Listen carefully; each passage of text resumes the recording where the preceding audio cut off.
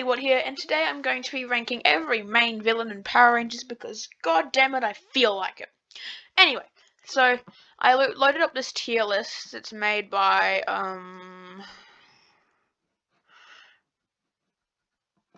someone. It's this one. But the images were all out of whack, so I spent like 3 minutes linking them all together by villains per the season and per when they're introduced in the season. So yeah, it's pretty neat, isn't it? Yeah, also my mouse is incredible, I know, thank you. Anyway, so we're going to get started with Rita Repulsa, who's the first, villain. Just kidding. Yeah, no. Just kidding. I'm not that stupid.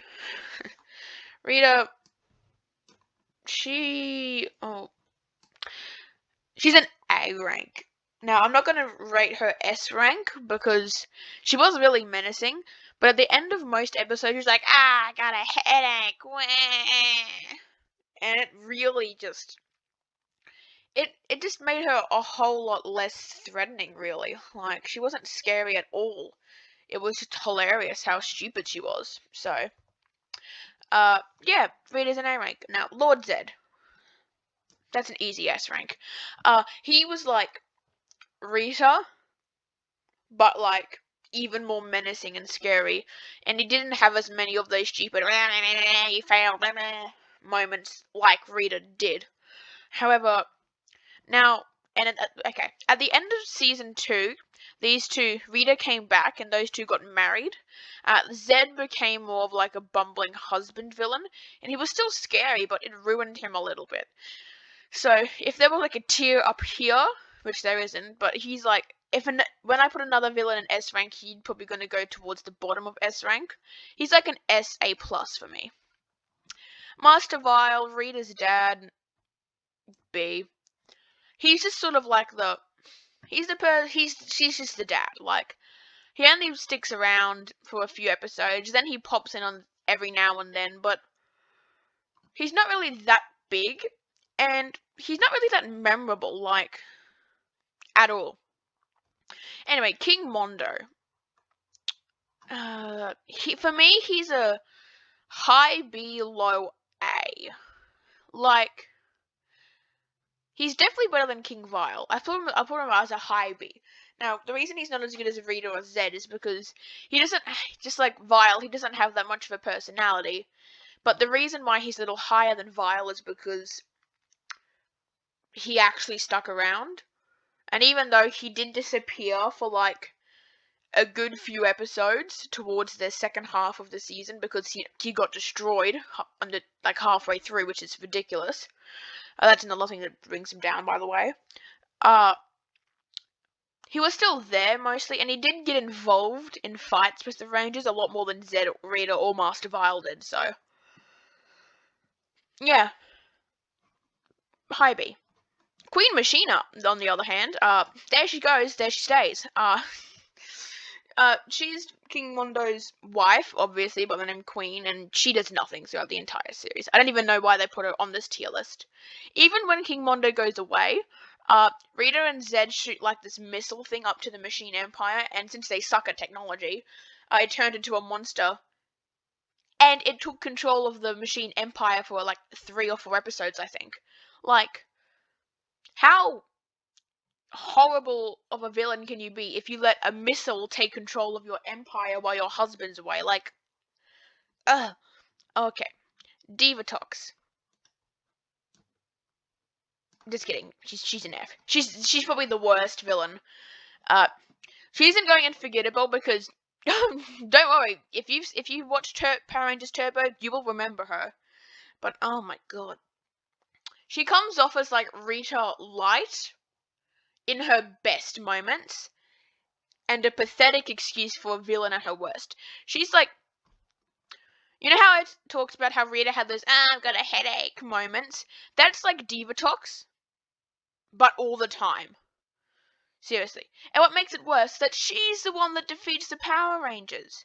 Yeah, she like thoroughly defeats them and they have to go into space. Like, her, it just bothers me. Now, astronomer. People aren't going to be very happy when I only put her in B. Now, she's a very good villain. She has a very good introductory episode. But her problem is that, first, her acting. It's usually pretty good, but sometimes she gets a little overboard. And she just goes into overacting cheesy territory at some points. And the other problem is, although as a character, she's probably one of the best villains because she goes through this arc of slowly becoming more of a good guy. But that's not very good because if you're a villain, you don't want to turn into a good guy. And then she turns back into the bad guy because of the next villain I'm going to list, Dark Spectre, down here. They just put some like cybernetic stuff on her face and makes her pure evil, and like that is, and for like the last good chunk of the season, it's not astronomer, it's like this astronomer personality, and it really brings down her character. Although she is a high B, and I would, depending on how many villains I put in B, I might move her up to a low A, but she's not as good as, to me at least, as everyone else puts her. Oh my god. Okay, Dark Spectre. Yeah, okay. Let's discuss the big bad guy. Zed's boss, Reader's boss, Astronomer's boss, King Mondo's boss, Master Vile's boss, Divatox's boss, everyone's boss from the first few seasons. The reason he's in D is because he does literally nothing. The only thing he does is give Astronomer that weird astronomer personality that I mentioned earlier, and even then, like, that's all he does. And he's so ridiculous and useless and stupid that then Astronomer makes a plan and creates the Psycho Rangers that siphon Dark Spectre's power away from him and weaken him. Like, he does nothing, and he's so weak by the finale that a villain called Dark Conda, I think his name was, he was equally forgettable for me personally. Dark Conda destroyed Dark Spectre. I mean, yes, it was with a planet-busting missile, but still. He did almost nothing throughout the entire season. So I don't get why he deserves to be the boss of everyone, because he really is nothing to me. So these are all the villains from the first part, like the people call this the golden age of Power Rangers. Like, all these villains are from the seasons that link together. Now the rest of these villains are from seasons that sometimes reference these seasons, but are ultimately like separate stories.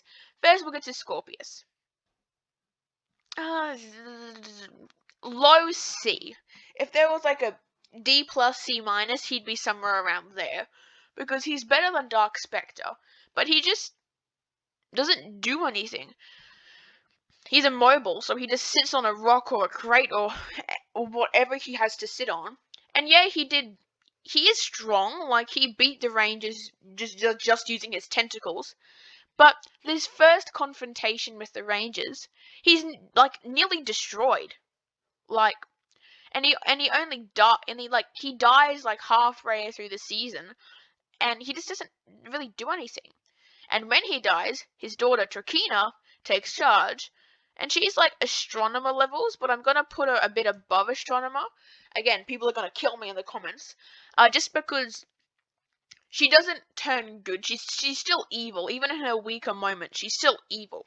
And she has this weird like training montage. I say weird, but it's good. It's like Power Rangers good. Power Rangers weird, I mean.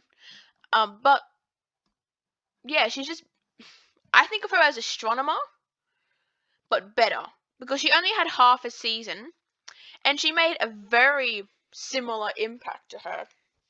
And although she does the same thing where something happens to her, like it was weird, like one of the generals, Deviant, it's like a half robot thing, goes into this cocoon with her and makes her like half cybernetic and turns her fully evil. So she has that same problem that Astronomer had, but it only happens in the finale. Whereas with Astronomer, it happens like there's this whole section of the show left. Alright, next, Captain Mutiny, or whatever his name is. I really don't remember it. The only reason I'm putting him in, I'll put him above Scorpius. Just because there's a segment of Power Rangers Lost Galaxy where they go into the Lost Galaxy, and he becomes like the main villain for a few episodes, but he doesn't do anything. He's not very threatening because we go from like planet conquering with Trakina and Scorpius to, ooh, I'm a pirate, yeah, I'm gonna get you. And then as soon as he follows the Rangers back into the regular galaxy, Trakina just instantly destroys his ship and him, like immediately. Just he's gone. Like, in my opinion, he didn't really need to be included, but I understand why they did, because the show Power Rangers is like takes a lot of their fight footage from Super Sentai. I'm pretty sure Captain Mutiny, or the Super Sentai equivalent of him, was the main villain, so they had plenty of Sentai footage of him to burn up, so, I mean, part of me understands why he's here, but they could have done a lot more with him. Alright, Lightspeed Rescue villains. Diabolico, I mean, he's better than Master Vile. He's not better than Astronomer, though. I'll put him in right in between her and King Mondo. He has an interesting personality. He's very noble. And again, he sort of has this spot as like the main villain for the first little bit of the season. He's okay. He's very strong. Like, he gets into a lot of fights with the Rangers and in most circumstances, like, he just wins. He wins. Like, no questions, he just wins. But then he sort of just took a backseat. And then he has that same problem where he kind of became good at the end of the season, and it just drags him down. But in terms of being a villain, if I was ranking him as a character, half of the reader would probably go down to D, and Astronomer and Diabolica would be up at S. But I'm ranking them as villains, and if a villain turns good, they're going down a bit. Next is Prince Olympius, or whatever his name is. He's just under Diabolico. Under Diabolico tier list. Thank you.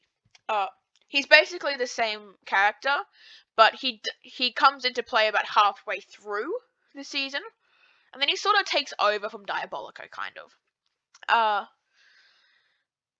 In terms of power levels, they're both on the same level.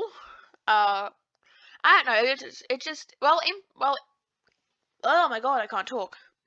While Prince Olympus doesn't turn good at the end, he's introduced pretty late for a main villain. I'm putting quotation marks around that word. And yeah, he just exists, really. Queen Banshira.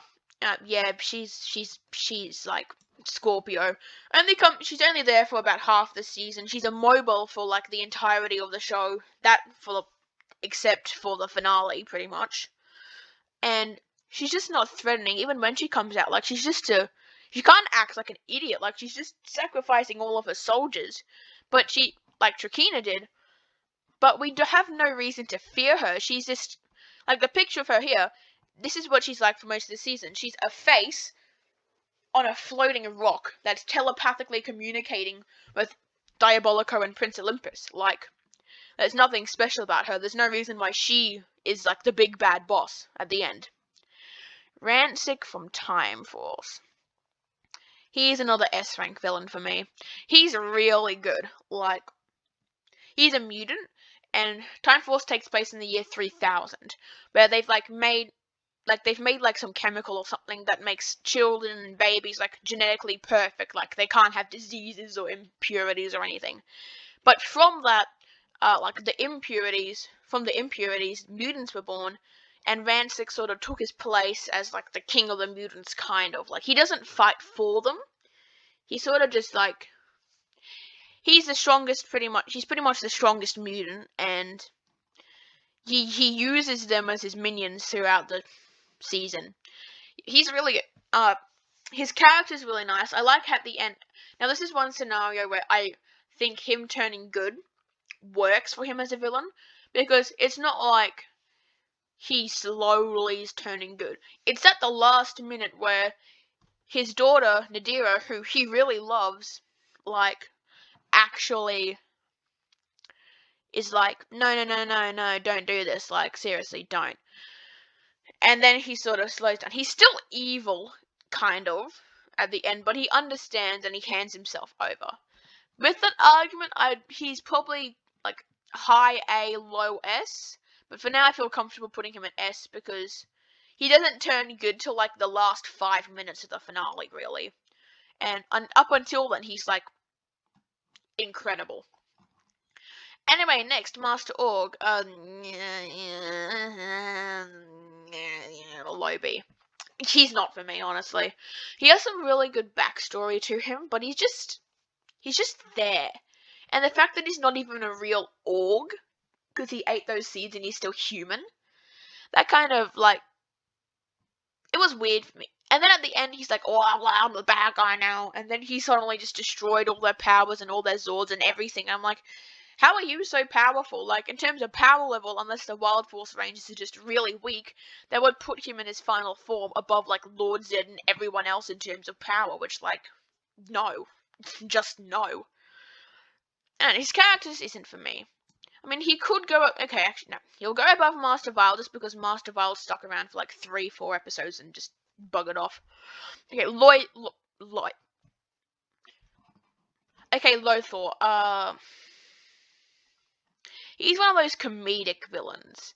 And it's not like Lord Zed or Rita where he's comedic in some parts, but not for the others. But I actually really like him. I think he goes... In terms of character, he's hilarious. And he's still evil throughout the whole show, and he does crack a few laughs every now and then. In terms, I don't usually like comedic villains, but he actually does really well as a comedic villain. And in the parts where he needs to be serious, he's serious, and he's a really good fighter. Like some of the unmorphed fight scenes in Ninja Storm are incredible, especially like it was in the finale where it was like Lothar versus Cam. That was an incredible fight, and it was really fast-paced. Lothar's a pretty good villain. I'll leave it at that. Looking at this B tier, it's getting really crowded, and Master Vile can probably go into high C, considering where I've put every other villain, so, yeah. Okay, Mesogog. Okay, this is an easy S. He definitely goes above Rancic for me. He goes above Lord Zed for me too. He's sinister. He's like evil throughout the entire show. Like there is not a single episode where he's even slightly good. But his counterpart, Anton Mercer, he is a good person, which is cool because he has this like Jekyll and Hyde relationship with the White Ranger Trent's dad, Anton Mercer, and himself. And for once, it's not a villain who's like, I'm gonna conquer the world for conquering's sake. No. He has a motive. He's going to rule the world and return it to dinosaur times. He believes dinosaur DNA and dinosaurs in general are superior to humans currently. He has a goal that's not just I'm gonna be the ruler, and it's nice. It's really nice. And also, he's probably the creepiest villain in the show. He's always he sneaks around the room. His voice is really unsettling. He's like, bah, bah, bah. He's like this mix between whispering and he's like his tone of voice is like a mix between whispering and I'm gonna kill you right now. All the time. And it's so menacing. He's a great villain. Alright, Emperor Grum. There you go. There you stay. Next. Just kidding. He's not that interesting to me. The only real dynamic to his character is him and Kruger. And even then, it wasn't, like, it was well developed, but I didn't find any resemblance of character from Grum himself. He's just a standard gravelly blah blah blah. He has that voice. He doesn't really do anything, like, he's another one of those, conquer for conqueror's sake. But the kick is, he's not even the main villain. He takes the slot as main villain because the actual main villain, who we'll get to, he's right there, is just an immobile brain with an eyeball on it. There you go, which, by the way, he can go in D because he's even less interesting than Dark Spectre. Yeah, he's called Omni, and he's just building a giant, like, robot thing that's, like, admittedly, it is pretty cool because it's like several times bigger than the Megazord, but like, why? Just why? Have one or the other, not both, because it belittles both of them, and neither of them are very interesting to me at all. Oh my god, this dude, he's going unforgettable because I finished watching Mystic Force like 2 days ago. I remember that he's in like the first 12 episodes, and then he just is just destroyed. But I don't remember his name. What the hell? What?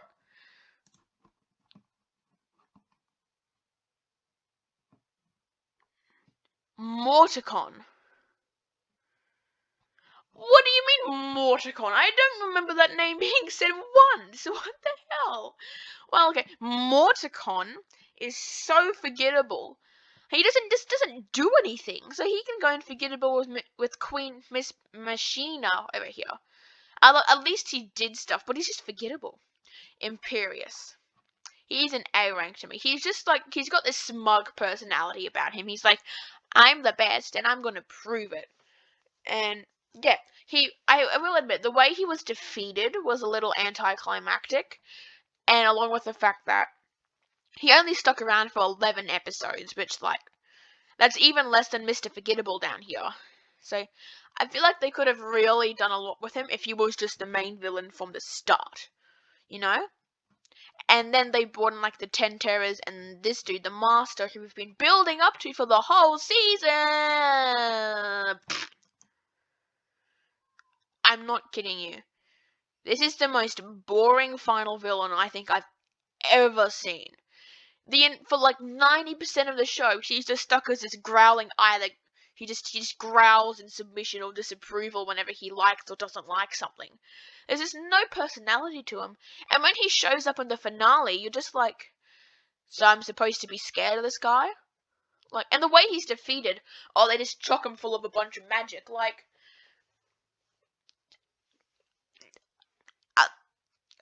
it's just such a letdown. I mean, if Imperius was the main villain for the entire show, the villains would have had a bit more strength to them, because generally the downside of Mystic Force for me is the villains. They're not interesting at all. And speaking of not interesting in the slightest villains, we get to the Operation Overdrive villains, and boy are these guys a letdown. Okay, you're kidding me. I forgot this guy's name. Okay, we are going unforgettable. Moltor. Okay.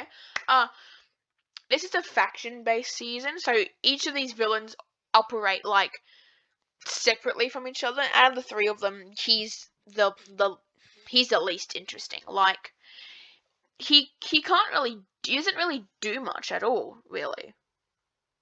And he just gets destroyed by Florius, who's this dude.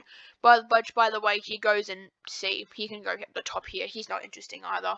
But at least he has a personality. I remember him, and at the end, he's the one who wins out over all the villains. And Florius just kills Moltor. He just kills him in the finale. Or the episode before the finale, or something like that. And then Camdor, he's actually the most interesting. He has a pretty decent character. I mean, he's not very good. He's still, like, the lowest B, possibly high C. But he has a character, he looks pretty cool, and he does score a few victories. Also, I just think he's really cool. Like, Daishi. High A, high B, low A. I'm definitely comfortable with putting him above all these dweebs. Lothor, maybe. Astronomer, yeah, actually, I'm going to put him just above Astronomer, but below Imperius. He has a very good character, especially with Jared, who he, like, possesses. But Daishi himself doesn't have much of a character. Like, the only reason he's even close to being this high is because of Jared. Like, if Jared didn't exist, he would probably be, like, here in terms of, like, personality. So I'm gonna put him where Daishi himself is, not where Jared is, because Jared is a fantastic character. Again, if it was character driven, he'd be up the top. But this isn't. It's based on how they are as a villain, so he's just gonna chill over there. Venjix. He doesn't do it for me, honestly. I mean, I'll put him in B because of the sheer fact that he's one of the only Power Rangers villains that technically does what he wants to do. He eradicates basically all the humans on the planet except for one small population of them. You have to live in this like domed city to protect themselves from like outside. That being said, he's stuck in this cylinder thing for most of the show. He has a generic voice. He doesn't do anything like when the season actually starts, and he never really has any victories when the season starts.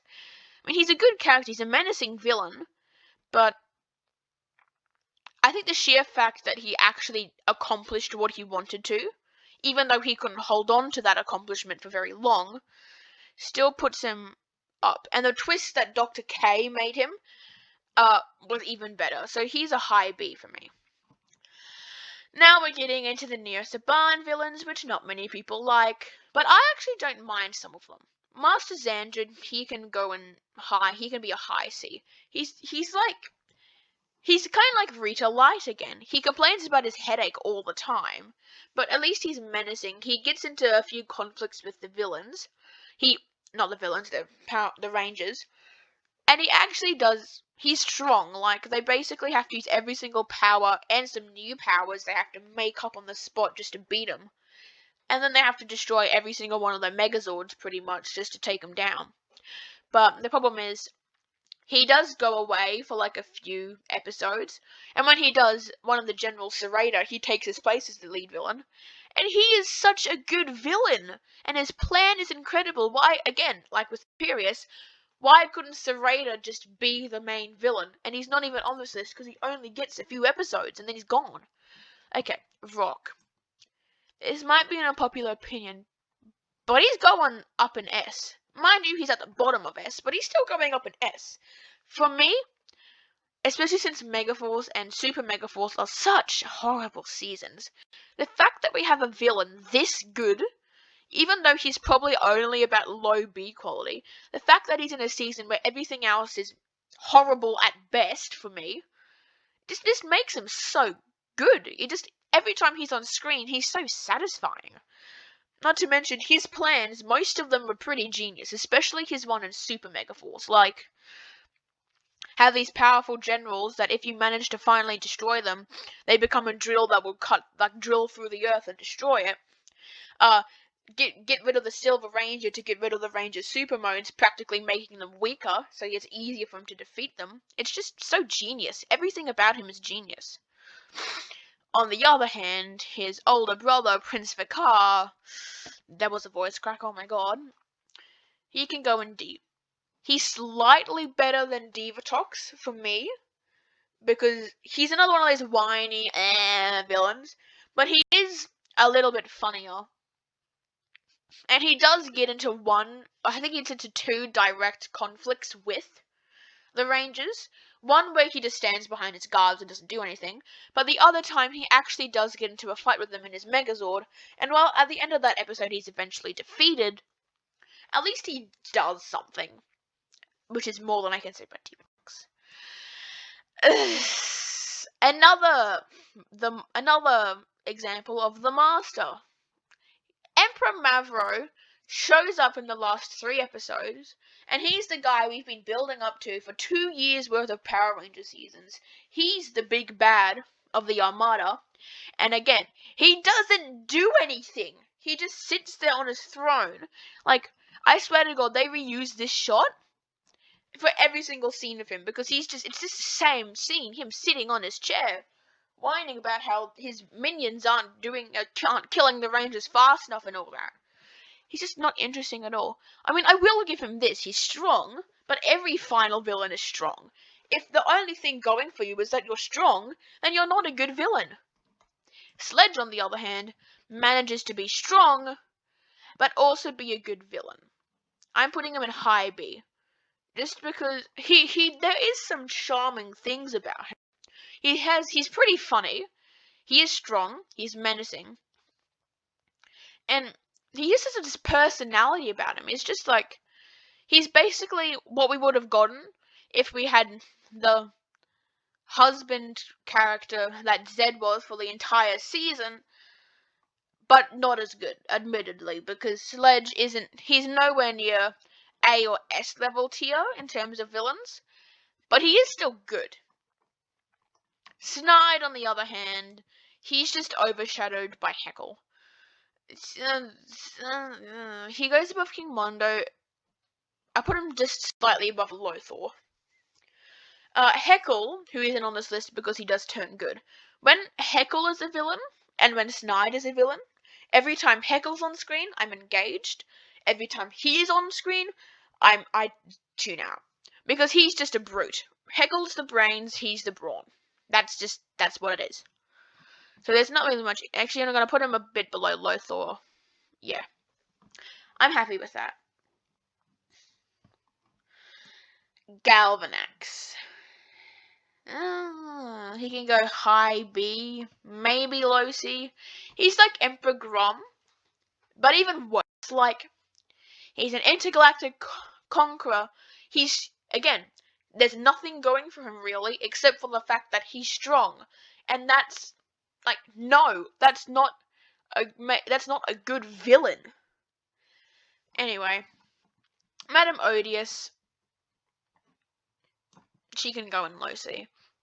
She's barely anything more than Galvanax. Literally, I think she actually states it once or twice, that she's weaker than Galvanax. In the second season, when you're supposed to be fighting a stronger enemy, they're fighting a weaker enemy until the end, where she absorbs the Ninja Nexus Prism, and even then, Preston, the Blue Ranger, just does some weird magic stuff, and suddenly now each Ranger is the strength of 6 Rangers combined, and then she's immediately beaten. Like, I should put her in forgettable, but I'm not going to, because at least she does something. Finally, Evox. He's actually a pretty solid villain. There, he can go in like mid to high B. He's not that interesting, but he does stuff. I mean, admittedly, in the first season of Beast Morphers, he's just stuck there as the digital snake and not doing anything. But in the second season, he does go about, he does go places and does stuff. And spoiler alert, 3, 2, 1, he's Venjix. Yeah, he's just a worse version of Venjix. Venjix comes back because Evox is a virus, and was created when Nate, the Gold Ranger, was toying around with the RPM morphers. So yes, it's a cool reveal, it just doesn't go anywhere. And that's really the only reason he's in mid to high B. If it wasn't for that, he'd probably be in low B. Anyway, that's my tier list. So, we have the 3 forgettables down here. The Master, Emperor Mavro, and Divatox in F. Prince Vicar, Omni, Dark Spectre, and Galvanax in D. Madame Odious, Emperor Grom, Scorpius, Daishi, Queen Benshira, Captain Boudinot, Master Vile, Florius, and Master Xandred in C. Candor, Master Org, or whatever his name is. Actually, I can't even remember his name. That's just whatever his name is. King Mondo, that just shows you how long I've been doing this. King Mondo, Prince Olympus, Diabolico, Evox, Snide, Lothar, Venjix, Sledge, Astronomer, Imperius, Trakina, Rita, Vrock, Rancic, Lord Zed, and Mesagog. That is my final tier list and ranking of every single main villain in Power Rangers to date. There is a new season, Dino Fury, coming out next year, so by then this will be outdated, but I don't care, I felt like making this video, so I did. Anyway, I hope you guys enjoyed. Please give it a thumbs up if you did. Like, comment, share, subscribe, all that good stuff, and I'll see you in the next video. Bye!